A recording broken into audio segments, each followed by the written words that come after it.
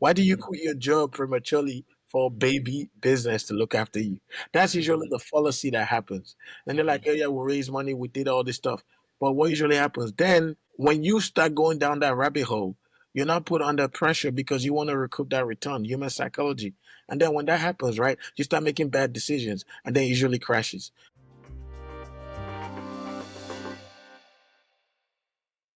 Ladies and gentlemen and Scalonauts, welcome to another episode of this show, Start, Scale, Exit, where SaaS leaders and founders and people relevant to the industry share their successes, stories, and abilities that are required to transform your businesses and take them to a different level. And today, ladies and gentlemen, I am very, very honored to have my dear friend Chukwudum and Chumze. Chumze, thank you so much for joining us at the show today. Yeah, it's a pleasure to meet you. It's a pleasure to join your show. So Chumze is the founder of the Chum Effect. Yes. And also the author of Business as a Baby, right? Which we're going to talk a lot about today. Yes. So Chumze, welcome again to the show. It is a pleasure to have you here. And to start, before you enlighten us with your story and your strategies and all this knowledge that you have with you, I have a little game to play with you, right? So usually what I do is I ask my guests that, a few questions and they tell me to scale it or scrap it, okay? But in your case, we're going to do something a little bit different. Okay. I'm going to tell you a few baby-related words.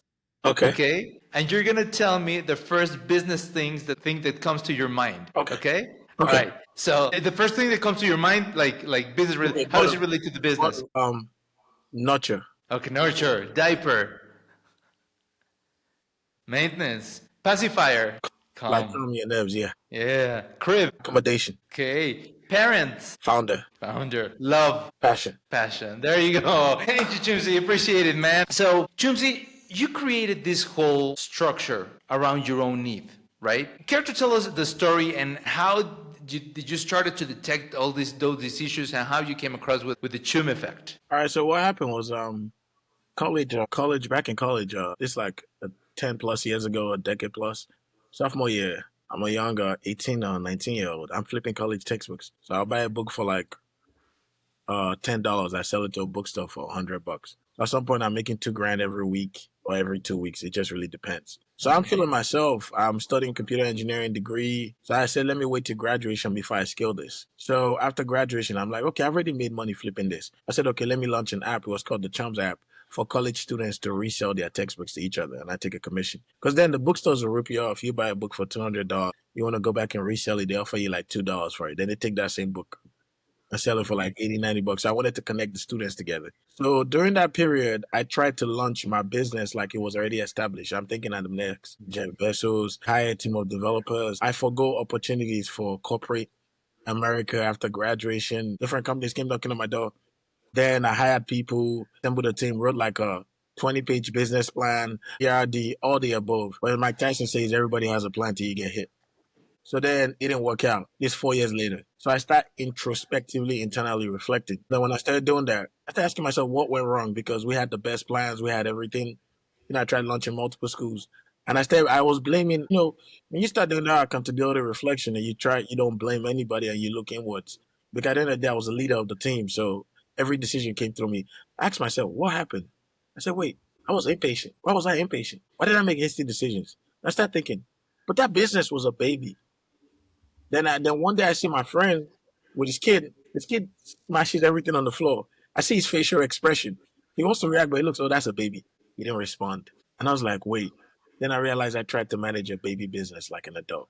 But then after that, then I started the Chum Effect because over the years, people always come to me for advice and strategy and structure. And with my background in computer engineering, having done business, car sales, nightclubs, app, and all of that, I realized, okay, why don't I start consulting for people? But then I now created the BAB framework. So then I realized that businesses are in stages for you to apply different things. So baby company, the goal is survival. But when a company becomes a toddler, you've already survived. You want to hire your first babysitter, your first employee. When you're a teenager, you're making a lot of money, but you are lacking what you call organizational structures. So they might be making 50 to $100 million, but they have like high turnover rates and they try to launch different products in different verticals, but it doesn't add to the bottom line because you got to become an adult where you are. It's about systems. So they can't say they want to replicate their model in another state or another country because they don't have the structure to copy and paste. Just like real life teenagers, you dye your hair pink, you do some crazy stuff Right. as a teenager, you experiment. Then now, when you're an adult, your business is already established, is defined, you have systems in place. But it's not about revenue, it's about structure. So a company could be making $1 million and is an adult, while a company is making 100 million and is still a teenager. It just depends on that. So how the bad framework is created. So today, if I want to consult for a business, I've seen people say they want to start a company and they say they want to raise money and stuff. And I ask them a few questions like, why are you trying to raise like 5K, 1 mil? What's the point? And they tell me they need X, Y, Z, they need to hire this. I said, but it's a baby. So what do you need that for? Why do you need to quit your job right now prematurely? You need to get the baby to survive. Then when the baby survives, then you can now figure out how to double in or double down. But what usually happens is about managing expectations. A baby is not supposed to look after the parent. So why would you want your baby business to look after you? So now Beautiful. Wow. Can you repeat that, please? I want everybody to listen to it like very clearly. So a baby is not supposed to look after his parents, right? So why would you want a baby business to look after you? Why do you quit your job prematurely for a baby business to look after you? That's usually the fallacy that happens. And they're like, oh yeah, we raised money, we did all this stuff. But what usually happens then when you start going down that rabbit hole, you're not put under pressure because you want to recoup that return, human psychology. And then when that happens, right, you start making bad decisions and then it usually crashes. Now look at another scenario. They say 9 out of 10 startups fail. The venture capitalists that make investments, right, in those seed companies. Now, do you know what usually happens? When you invest maybe 500K to $1 million in a company that is seeded, the founders, the parents have never learned how to survive. So that baby business lacks survival skills. Now, when they become toddlers prematurely because of VC funding, which I call mommy and daddy money, what usually happens is that when they go through crisis, which every business goes through, because they never learned how to survive like a real baby learning how to walk. They lack the survival skills, so they usually crash. Right. So, Now, Chumze, let me stop you right there for a second because in this show, what I always strive to is that people to get at least one golden nugget throughout the yes, conversation. I have like 10 right now, right away, but I want to start making sure that everybody's is getting this like very, very slow. So number one, you said, the baby's not supposed to take care of their parents. yes, Now you're saying something extremely important, which is, okay, if you get a ton of money up front, yes, for many people right now, that is the game, right? And yes, people are bragging, oh, I got a 500K, I got yes, yes, $1 million, I yes, got $50 million. yes, Like that is the business running. When in yes, fact, that's just pressure and investment because now you have yes, to create a business with a greater return. yes, And when you do that, what you're saying is you don't learn the skills that you need to survive. yes, So when things get tough, if you really get, it's like giving to your kid everything that he wants, yes, buying yes, him every single yes, toy that he yes, that he wants. He's never gonna learn to be resilient. He's never gonna yes. learn to earn his own money. Beautiful. But keep going, Chumsy, please. Yeah, so when that happens, because at that point when they lack survival skills, right, they usually crash and bond. Like there's a quote in my book where I say money gives you superhuman stupidity, and I'll say this too: if you think about it critically, how come big corporations, they are corporate innovative, they have a lot of failed baby companies internally? Now, I'll use an analogy. I won't say Google Meet failed, but let's use Google Hangout and WhatsApp. Which one came out first? Google Hangout, right? Now, how did they launch? They launched in such a way because they already had billions of users. They expected them to adopt the product the way it is. But WhatsApp came and beat the market, right? Now, look back at it. Google had billions, resources, everything. But how come big corporations in their corporate innovative arm, how come they have a lot of failed baby $1 million startups internally? So why do you think you that you're just starting off is because of lack of money that this didn't work out or that didn't work out? Especially while you are a baby. And the goal as a baby business is survival.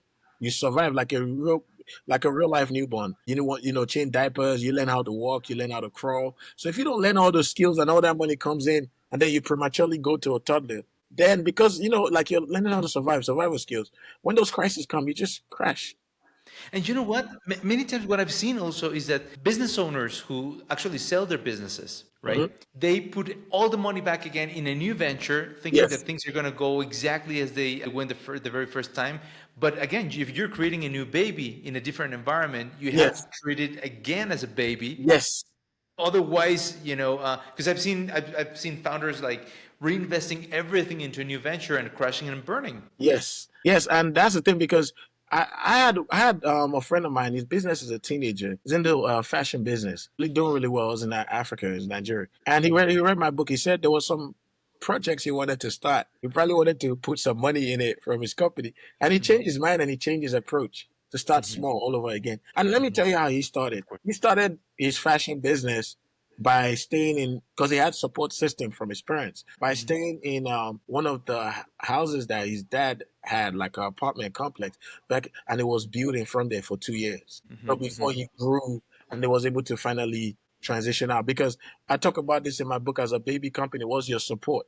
Your support could be your spouse, because you still have to pay bills. Your support could be your job. You don't quit your job.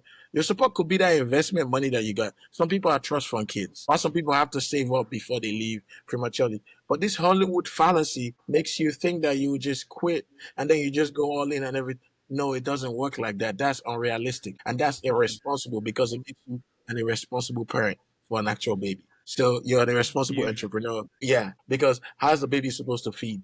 And then what about you? That's you, how, you know, we, that really reminds me when I started my company, Synthesis.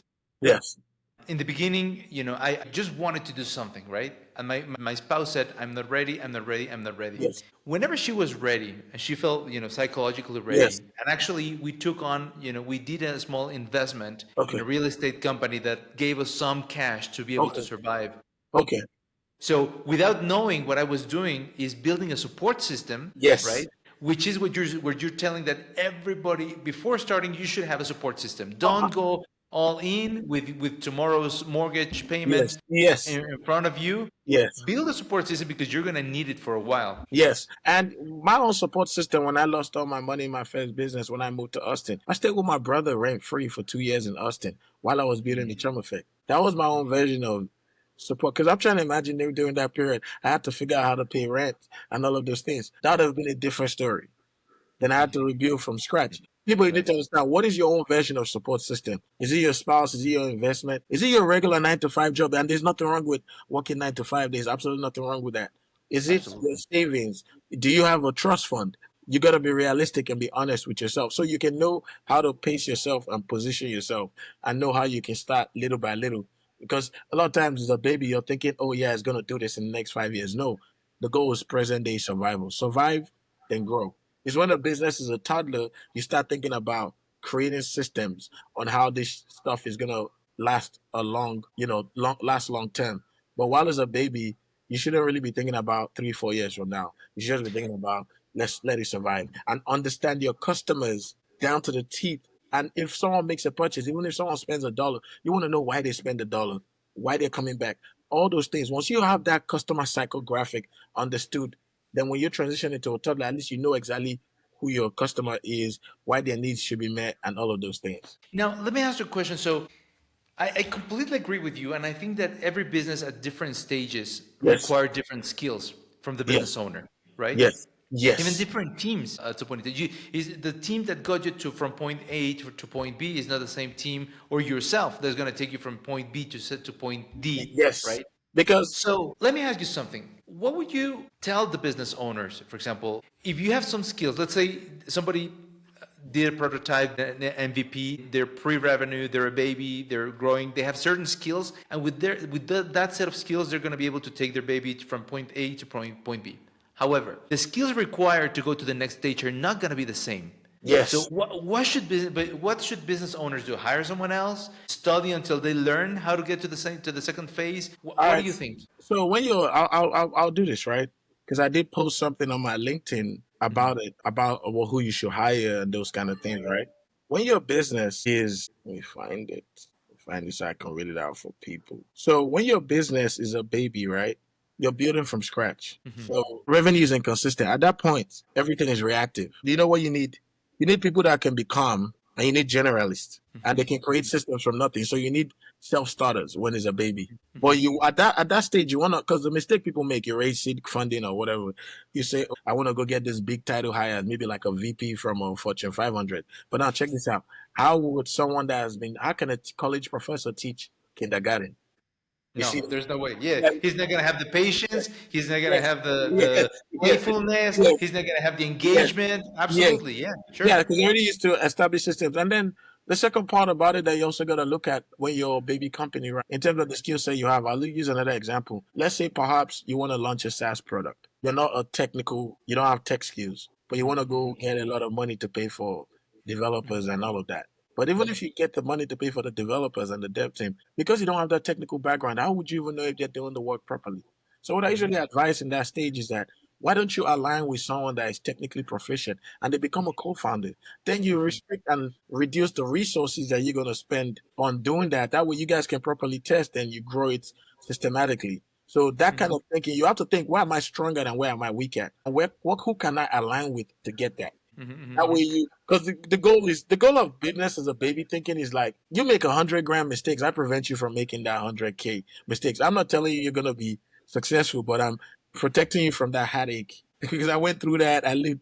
I've experienced it. So I know firsthand what people go through. Right? Beautiful. When the business is a toddler, you've got traction. Ups are messy, growth feels risky.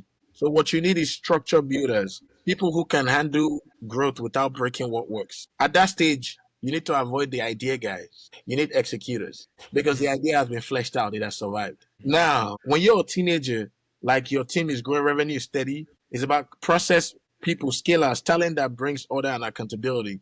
So you need proper. That's when you can now really go get those VP guys from those companies. But you also got to be very careful. You got to ask, what did they do in that company? But like, let's say someone that worked in $1 billion company that you want to bring to your teenage company. Did they work only in the department whereby they were working with $1 billion budget, or were they internally part of the people that grew stuff internally in the company from like $0 to 10 million to 100? So you have to be very, very careful. But at that point, you need scalers, people that can scale and streamline the operations. Proper, like at that point, you need people that are extremely skilled at that. That way you're a teenager. Then when you're an adult, you just need projectors of excellence, strategic thinkers who improve what already works. People that will just fit into the status quo. So yeah, depending on what part of your company you're trying to hire for, because sometimes some adult companies hire internal corporate innovative teams, which is different. It's like a startup within a big organization. But if it's like just a regular adult company that's already structured, at that Right. point, the people that will just plug in and play.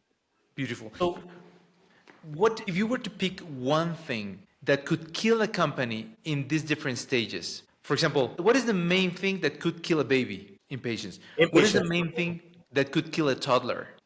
Relationships, poor relationships. That's how you survive crisis. Relationships, Right. What about teen? Teen. What could kill a teen? recklessness, So beautiful. And what can kill an adult? arrogance, no care. Remember no care. Absolutely, because Yeah. it's the same thing. It's the Yes. same thing Yeah. in real life, right? The baby can be killed by impatience, a toddler by pure execution, a teen Yes. by recklessness, and an adult arrogance, and stop growing and stop Yes. dreaming and stop Yes. innovating. They turn into dinosaurs. How about that? And they become extinct and outdated. Right, right. Beautiful, beautiful. Yes. Now, Chumze, I want to take you to the next section of Okay. this show, Okay. okay? And in this section, I want you to become the interviewer for a second, Okay. all right? And let's say that Chumze, it's interviewing Chumze, okay? Okay. What is one question that you would wish people asked you that they never do? This is a very, very. I have to go on my soul and just like go deeper. Just give me a Okay, second. Yeah. That's. Are you okay? I'm perfectly fine. That's the question. Are you okay? Are you okay? Yeah, because people assume you already have everything figured out, but what they don't know is that like the life of an entrepreneur is peaks and valleys, and so just are you okay? Are you That's it. okay? Are you okay? Because I sometimes think that like because every time you go through the fire and you come out of it, everyone thinks that perhaps like maybe you're not human or you'll be fine, but you feel the ringer, you feel those things, you feel the pain, the emotions, all of that. So is this person actually okay? That's it. Because at the end of the day, when you're leading a team and you have a group of people, if you break down in front of your team, then it trickles down to them. So you have to Right, right, right. kind of like maintain that frame. So it's not an easy lifestyle, especially when you have different people looking up to you to actually get things done and get things sorted out. So are you okay is very, very critical. And I think every founder, every business owner goes through that because It's a crisis upon crisis all the time. What Right. doesn't matter what stage you're in. There's always something new. Because in the end of the day, it's a survival game. It's a Yes, dream game, but it's also yes, survival. So the yes, different areas of our brains start engaging, yes. so that we can help the conversation. Right. Now, based on that, and you said something very interesting, right? Like sometimes the fire, you have a team. Is there a difference in each of the different stages of being, of your company? Is there a point where it is okay to share this burden with the team? Or do you think that the leader has to eat it all and smile and wave in front of the co-workers? Or is there or it depends on the stage of the company? What do you think? I just think that as a leader, the crown is heavy and you just have to roll with the punches. I think it's your burden to carry because at the end of the day, if everything goes well, you get the glory. If everything goes well, if everything doesn't go well, your head goes first. So it's your crown to carry and you just have to just deal with it. It sounds Right. harsh, but it's just the reality of leadership that people don't talk about. But you have to just deal with it and roll with the punches. That's the way me I see it because at the end of the day, if you that weak, I won't use the word weakness, but that vulnerability and those things, it will trickle down to the team, so they also will be affected. So you always want to absorb all the pressure. Beautiful. Now, Chumze, rolling the punches. You said, something very important. The support system has to. What I'm thinking is, it doesn't have to just be in the beginning, but you have to keep your support Yes, system all throughout. yes. So, who is your support system right now? Right now, I'll say it's Yeah. God. I just pray to God. I pray to God about things. So I would just say is, God, family, wife. Yeah, that's pretty much it right now. My team itself, the people that work with me and that work for me. So those people are family and friends, and then God. Those are my support systems. Beautiful, beautiful, Yes. beautiful. Chumzi, how can people get in touch with you for consultations, for to learn more about your system? How can someone get in touch with you? So I'll say first thing first, right? I'm actually planning a webinar. We haven't picked a date yet, but you can go to businessasababy.com and they can get the book. And then they can also go on the chumeffect.com and they can book an appointment or they can reach out to me via LinkedIn. So Beautiful. that's pretty much it. But I would advise anyone, whether you're a big corporation, whether you're just starting off, I would advise you just to read the book. Big companies lose millions. Guys that are just starting off, I've seen people on Reddit say, "Oh, I have $250,000 saved up. I want to quit my 250 grand job to go all in." And I'll be commenting, "Don't do it." And they say their wife thinks they're crazy. Yes, she does, and I'm understanding why. It's not because you're quitting for a baby. So Right. yeah, yeah, yes. So I would advise anybody. Yeah, businessasababy.com. The book is available everywhere: Amazon, Ingram, Kobo, Apple Books. The audio book is available. I did the audio. The ebook is available. The physical book is available, the hardcover, the softcover. So you can get it anywhere in the world, any type you want. Beautiful. So we're gonna do one thing, Chumze, is for the first 5 people Yes, who leave us a comment yes, whenever we post this on LinkedIn, yes, we're gonna give one copy of Business as a Baby as a yes. giveaway. That's The fine. podcast we'll give that as a gift. Okay. And so for the first 5 people who leave us a comment on LinkedIn, Yes, we're gonna give a copy of Business as a Baby. yes, By the way, I want to remind all of our listeners that this podcast is sponsored by Synthesis. So, for people who want to create a new SaaS application, they would need to create their first MVP, or maybe they have something and they want to scale it up. They don't have the technical skills or even the technical team to scale their SaaS application. Synthesis might be right for you. So, check us out at www.syntesys.com, synthesis.com, and Synthesis might be able to help to create your SaaS application or scale it up. Chumzi, it has been a real pleasure to have you on the show today. You have loads of knowledge, and I want to recap again. Many times I want people to take one golden nugget. I have plenty of here, right? Like, if you don't have the skills, look for the people who can help you with. Like, at each of the different stages, something else can kill you. Impatience, recklessness, stop dreaming.